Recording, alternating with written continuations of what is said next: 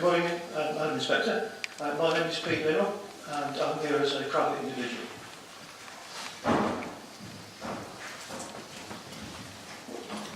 Good morning, Madam Inspector. I'm Elizabeth Morawiecka. I'm submitted representation as a private resident, but I'm also speaking here on behalf of Program2 Parish Council. Thank you.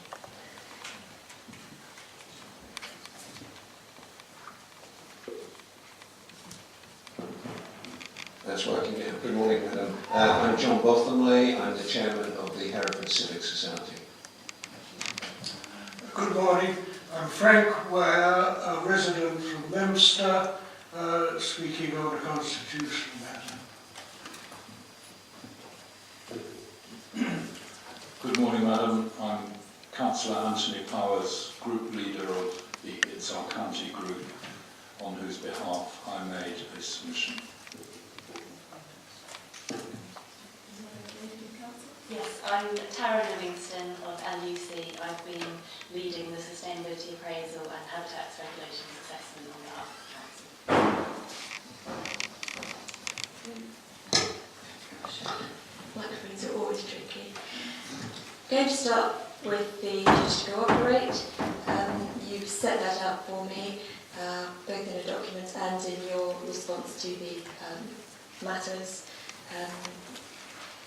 The only question I had for you was whether there's any updated information on the local plan status of the surrounding council.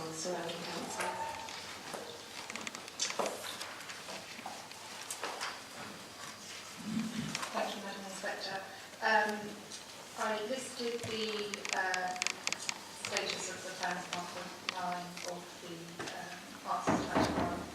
I think the only update relates to, in fact, no, I don't think there are any updates actually to that situation with regards to those authorities. There's also a question about the LEP, March's LEP, that's come up to do with the economic forecasting. And I think what I'd like to do is pick that point up when we address that in matter 2. So I see there's somebody who'd like to make a statement or ask a question. Can I just ask you to tell me how you pronounce your name, please? It's Morawiecka, if you think of the W like a V. Otherwise, on the occasion of the extensive complication of my name, do call me Lizen if it helps. This is Morawiecka. How's that? That's very good. Right, on duty to cooperate, I noticed that under, was it the statements or the matters, I can't quite remember, that there was submitted a duty to cooperate form with Hereford City Council. Now, Hereford City Council is just a parish. There's never been any duty to cooperate with any of the other parish councils. I think this was reflected in the final consultation where council officers were strictly forbidden to attend any parish council meetings on the consultation. And I think this is quite a serious thing when we're considering the plan as a whole. I'll just like that noted, thank you. And, oh, sorry, one other thing on the, I noticed there's repeated reference to the Highways Agency. I'm not aware of any duty to cooperate with the rail networks, the rail companies, or any other transport organisations other than the Highways Agency. Okay. Any other points on the duty to cooperate? Anything you want to say in response to that? Thank you. With regard to the parish councils and city councils, we consulted with those under the normal processes through various consultation stage, but my understanding is that they're not part of the duty to cooperate legislation and say that neighbouring authorities are inspired bodies. Yes, there's a legal requirement for the duty to cooperate. I'm sure you're aware of it, which sets out the bodies. Forgive me, Madam Inspector, I have very little experience with planning, I'm just a member of the public, so forgive me if I make comments like that, but you're a thing. Duty to cooperate is a legal compliance, this is a matter of legal compliance set out in the Act with the bodies that have to be consulted. And so the wider consultation is something I know that people have raised. I'm quite happy to go on to the wider consultation, which I think is the points that we're making have to do with wider consultation. Is there anyone else who wants to make a comment or a point about consultation? I know those are matters that were raised by some parties. Mr. Bottomley. Thank you. We're concerned about the extent of the consultation. It was fair interest 4 or 5 years ago, but the number of responses seems to be getting less and less, and I believe that is because that whole procedure has become so very complicated, and not least in responding to the main plan published last summer. It was necessary to respond onto the web. It was not a particularly easy process, and I believe there will be people who excluded themselves because of their inability to actually respond to the consultation. Do I speak here on the question of legal compliance, or is that coming up in a minute? Well, it depends what matter you're referring to. Is it consultation? I'm only dealing with consultation. Well, yes, consultation with the public. Yes. Yes. The Regulation 20 of the 2012 regulations says that any person may make representations to a local authority. And Regulation 22 lays down that the Council should report on the number of representations made and a summary of the main issues raised. Now, these reports have never been made. I will refer to document B. Sorry, Mr. Ware. Please, if I could just ask everyone to check. Sorry, Mr. Ware.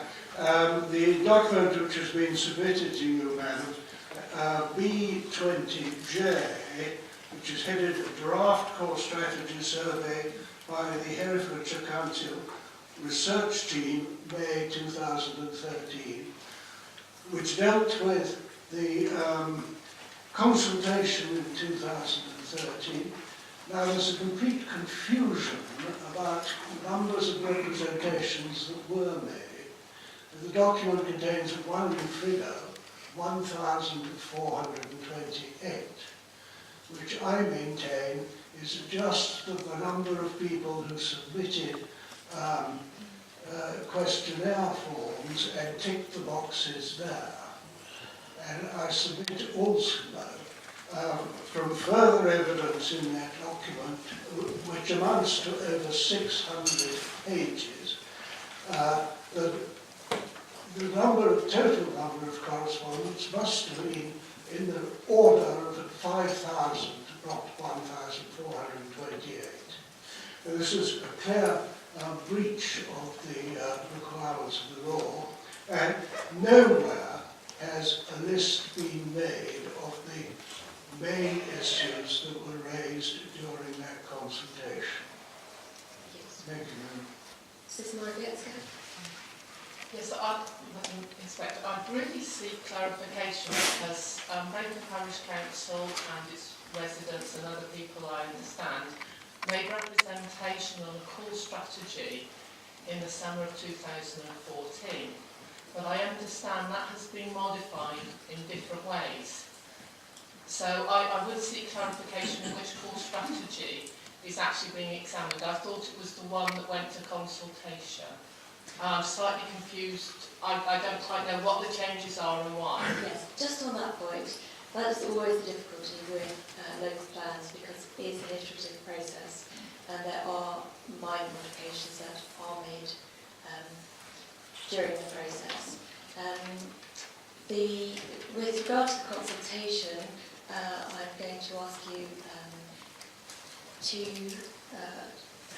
explain to me where you set out how you're going to consult and how you, whether or not you, the status of that document and whether you complied with that document. So if I could ask you that, Mr. Ashcroft. Madam, can I just check with you which stage of consultation we are looking at? Are we referring to the most recent submission documents or are we referring to the 2013 consultation phase, which I think Yes. the the two persons have already referred to. But in terms of the consultation for your local plan, from beginning to end, the document where you've set out who you're going to consult and how you're going to consult. Madam, thank you. What the Council has always been keen to do through the 7 stages of consultation is both comply with the planning acts as they are in place at that time, but also publish a statement of community involvement. That has been published for some time, and it's been our consistent view that we have followed the guidance and the principles in that statement of community involvement. That has been a very far-reaching document.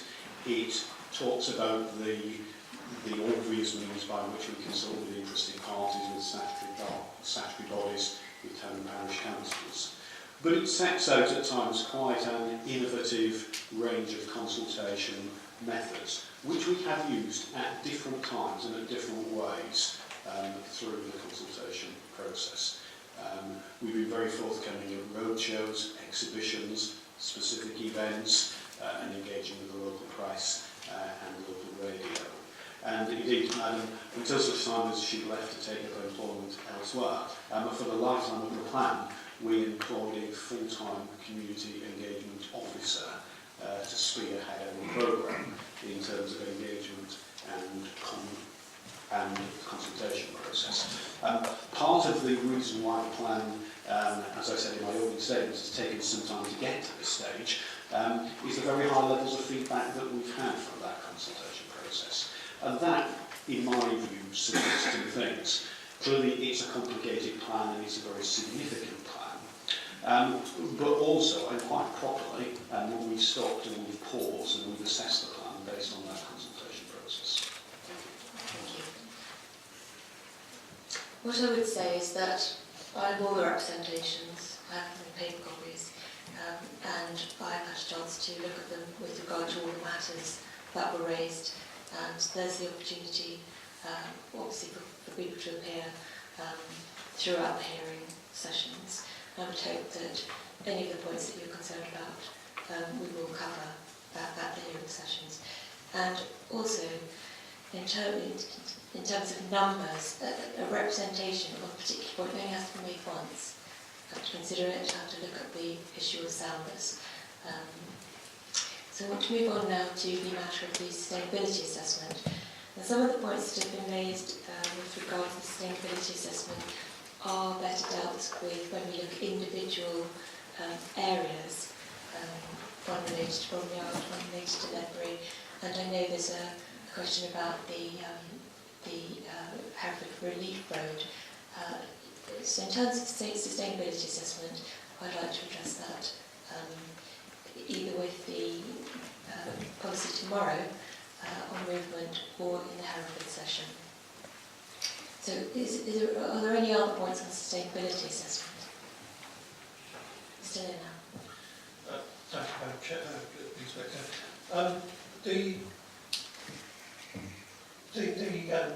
The plan development process, an iterative process that's been rolling through our county for the last 7 years, it's very difficult for a layperson to keep on top of the level of detail being generated by all the various processes that are going on here. So I'm going to make one very straightforward point, which I believe is fundamental to the whole purpose of planning for the future development of our county. And it sits on the requirement in the National Planning Policy Framework for sustainable development, which is nowhere defined in the NPPF except in the most general terms. And no tools or methodologies are offered in the NPPF or in any other aspect of public policy with the exception of HMRC, a small tax exemption, as to what actually sustainable development really means. Mr. Linnell, I'm going to stop you because I want to hear what is on the sustainability assessment. I have a specific paragraph that I wish to address in the sustainability appraisal, and it's paragraph 3.51. And it refers to an estimate of the carbon footprint of the county of Herefordshire. in terms of tonnes per head of population, compares it to the UK as a whole and to the West Midlands region as a whole, and tells us that between 2005 and 2009, the county's total and per capita emissions fell by 10 and 11%, while the UK total fell by 13 and 15%. And the paragraph then tells us that if current carbon reduction trends are maintained, it would be possible to achieve a 72% carbon emission reduction against the 1990 baseline. Now, that reference to the 1990 baseline refers to the Climate Change Act, which imposes on all of us to reduce our carbon emissions to 80% of the 1990 baseline. I am going to stop you, Mr. Linnell, because you're getting into a lot of detail. What I want to know is whether the process, sustainability appraisal, is carried out correctly at this point. I believe it was not carried out correctly.